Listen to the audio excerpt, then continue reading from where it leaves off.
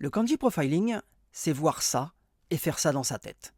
Alors, on est d'accord, ça va pas se faire dans la journée, et oui, à court terme, ça serait plus rapide d'apprendre directement ce mot par cœur. Sauf que si tu fais ça, tu risques de passer à côté du sens des kanji eux-mêmes et de la logique derrière la lecture du mot.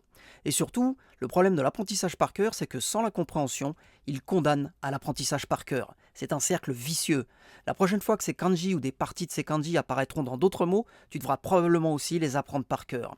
Et comme le nombre de kanji va augmenter exponentiellement au fur et à mesure que tu vas progresser, ça va vite devenir très pénible et laborieux. Parfois, il vaut mieux accepter de perdre un peu de temps au début pour en gagner par la suite. Et le kanji profiling, c'est pas juste tenter de comprendre pourquoi tel mot a tel sens ou se lit de telle manière. Chaque mot nouveau est l'occasion d'accumuler de nouvelles connaissances. Ces connaissances s'ajouteront à celles déjà acquises pour former une base de plus en plus solide. C'est cette base qui permettra de décoder mieux et plus vite des mots futurs sans avoir à tout réapprendre. Donc oui, à court terme, c'est vrai, l'apprentissage par cœur semble plus rapide. Mais à moyen terme, la pratique régulière du kanji profiling va permettre de compenser le retard, voire même parfois de prendre de l'avance. Mais dans l'apprentissage des kanji, la vraie question c'est surtout de savoir si la méthode qu'on a retenue est soutenable dans le temps. Si c'est pour abandonner après 6 mois ou même un an, complètement épuisé et dégoûté à jamais des kanji, là on aura vraiment perdu son temps.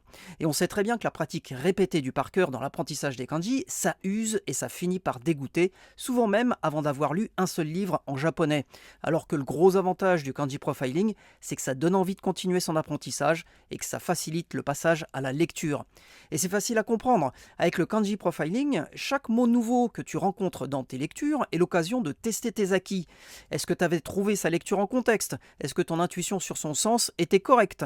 Au mieux, tes hypothèses étaient bonnes, tu constates tes progrès et c'est hyper gratifiant. Au pire, tu regardes pourquoi tes hypothèses étaient fausses et tu apprends des choses nouvelles qui te serviront par la suite. C'est vraiment un cercle vertueux. Avec le kanji profiling, il n'y a pas de perdant. Il suffit d'investir un peu de son temps au début de son apprentissage pour apprendre à comprendre les kanji et définir une stratégie d'apprentissage cohérente. Et c'est précisément l'objectif de cette formation dont tu trouveras tous les détails juste en dessous. Si tu veux changer ta façon de voir les kanji, à tout de suite dans la formation Kanji Mode d'emploi, les bases du kanji profiling.